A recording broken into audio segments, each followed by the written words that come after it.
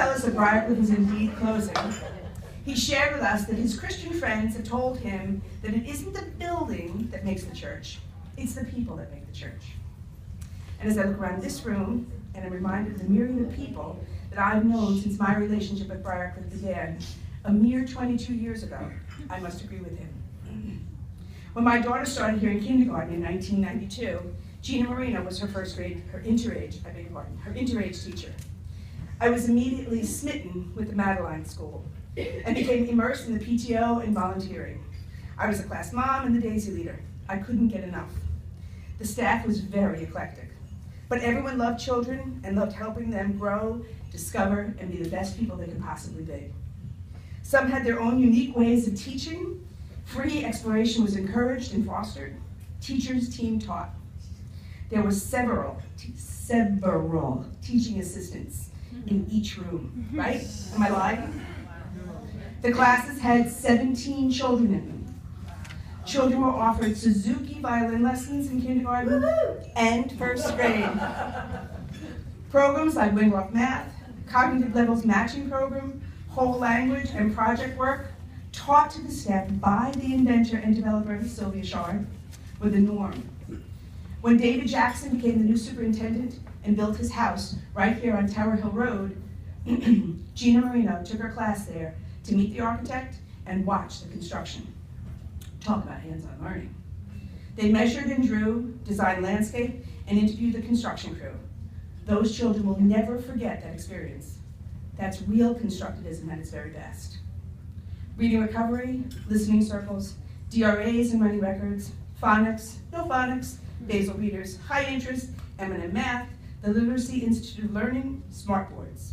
Remember when Michelle McCarthy won a smartboard at the Manhattan Literacy Institute of Learning? Elmos, the red fuzzy kind, and the digital kind. Phonological Zoo, so many programs have come and gone. Remember when kindergarten teachers had to record our data in purple ink? Listening circles have given way to morning meetings. Morning meetings have given way to, well, in some cases, have just given way. Infinite campus and taking attendance 4 times a day. I still haven't gotten the hang of that. Raz kids, Tumblr books. It's only a suggestion, by the way. Oh man, it's a suggestion. Tumblr books, being able to access films and videos from our classrooms. Our reading is research-based. Columbia's Teacher College is a current reading writing workshop format. Investigations math, expressions math, Go math modules, and the dreaded Common Core. How about our bloodborne pathogens class? Wait. I have a new hat.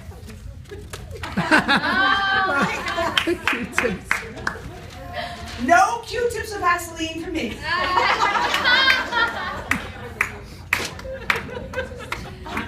That's great. We made that stuff from I'm cured. Everything changes. Every year on budget time, rumors flew. Briarcliff's closing. Half-day kindergarten. No kindergarten. That'll never happen. They'd never close this place. Jeepers creepers. Too bad, so sad. During World War II, the Upper Mansion was sold to a French boarding school. French children were sent here to protect them from the war. Their names are on the shelves in the closet on the 2nd floor. Briarcliff is still such a part of this community. It really is the Madeline School. This past fall, Lou and I had the good fortune to meet with a Manhattan curator who came to see Briarcliff and hear all about the Dove and Turtle Inn on Woodville Road in Shoreham, and author Ludwig Bellman's stay in Shoreham. Joe and Mimi Oberdorf-Falco, the Shoreham historians, joined us along with Deb Tastrom-Lynn. We took her on a village tour into the Tastrom's house and showed her the drawings. We showed her the names on the shelves on the 2nd floor. We visited author Peter and Kay Spear's home. They shared more of the rich history of Shoreham and Briarcliff. 75 years ago, a man saw this building and knew that it was something special. He sketched it and drew it and created characters around it. A story was born, a classic story, begun here at Briarcliff. In 1950, the district bought the school, added the gym and 3 classrooms in 1957, and in 1968, the 6 back classrooms were added. Since then, thousands of lucky children have gone on spooky walks through the building on Halloween, bagged and sledded down the hill, played in beautiful playgrounds, had holiday concerts inside and outside the building. They've had relay races on field day, climbed the cargo net up to the ceiling in the gym, whittled till we couldn't whittle no more, rollerblade, jumped rope for heart, giggled, take care, brush your hair, and laughed till their sides hurt. The courtyard housed chickens and rabbits and turtles. Turtles that Pavlov would have been proud of. At 10 o'clock, they knew it was the end of snack time and children would be offering their leftovers to the hungry crew. I don't know if you've ever seen turtles run, but it was pretty cool. Once there was even a goat that Kathy Kerr was raising. Shelley Levine, the principal, tried in vain to catch it. He ran all over the courtyard with no luck. Victory, goat. We've had principals who've left their mark. I never knew Shelley Levine, but he seems to have had been a laid-back kind of a man with a sense of humor. Eleanor Resnick, there'll be a picture of him in a moment, you'll see what I mean. Eleanor Resnick was not fond of his beard. During an outbreak of lice one year, she seized the opportunity and told him that his beard was no good. A perfect place for those pesky critters. The next day, he came into school clean shaven. Dr. Marty Brooks was from Columbia's Teachers College. Everyone I talked to remarked about his intellect and easygoing nature. I read that one of his major areas of interest was in organizational change. Sounds kind of impossible to me, almost an oxymoron. But perhaps we could talk? This move is not feeling very organized right now, Dr. Brooks. After Marty, Tom Doherty came, followed by Mary Lou Abada. Mary Lou stayed for 5 years. She'd been a secondary science teacher in Smithtown, as well as in our high school. Her interest in science helped open the Shore and Wayne River Science Museum that used to be housed in the high school. When Mary Lou became the assistant superintendent, Peg Doherty became principal. She was my first principal. Peg set the tone. She's intelligent, calm, hardworking, and professional. But at the end of our Thanksgiving feast, Peggy could be found vacuuming up crumbs in the main hallway. Unfortunately, I only worked with Peggy for a year before she moved on to Valley Street, lured away by Marty, along with Eileen Hodrinsky. Then there was Vic Klein. Oh, Vic.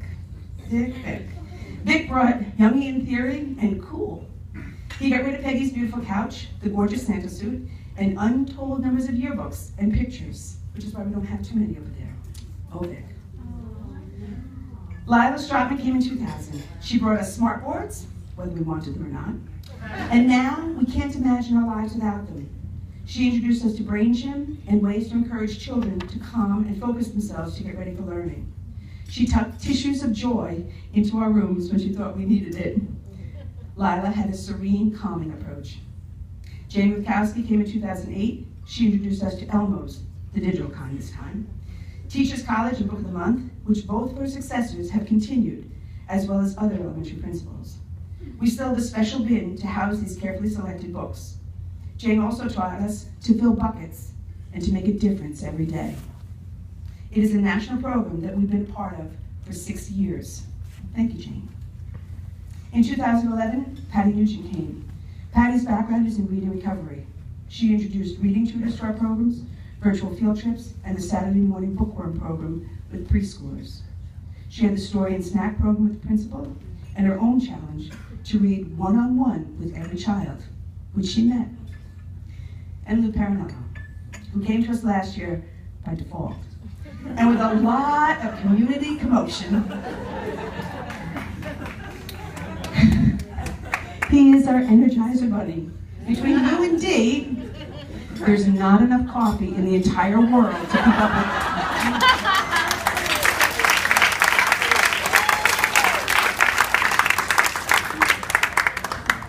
Louis brought us his slideshow. Every day, he adds new pictures of children learning and loving school. He knows every child's name. He starts each day with something for us to think about and encourages us to make it a great day. He finds a way to work things out to keep things fair. He's always willing to pitch in and build a hut, talk us through a technology program, thank you, Lou, go on a dinosaur dig, or rollerblade through the halls. He goes to bat for his teachers. I think we won him over. He likes it here.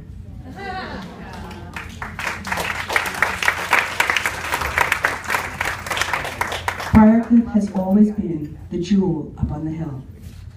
We've kept to ourselves, never causing a fuss to the administration or the union for that matter. Families have always been happy with us.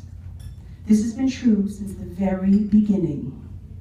I've been speaking with local residents and former parents, and they concur. It has always been a wonderful staff. Over the years, it's been very eclectic, very different personalities, but it is that very thing, the differences, that makes Briarcliff what it is. When I look out at this crowd of people, I realize everything has changed, but nothing's different. Doing good, Joan. Keep going. Almost there. Almost there. I have 4 sentences. Almost there. You can do it. Let me have a hat. Teach you.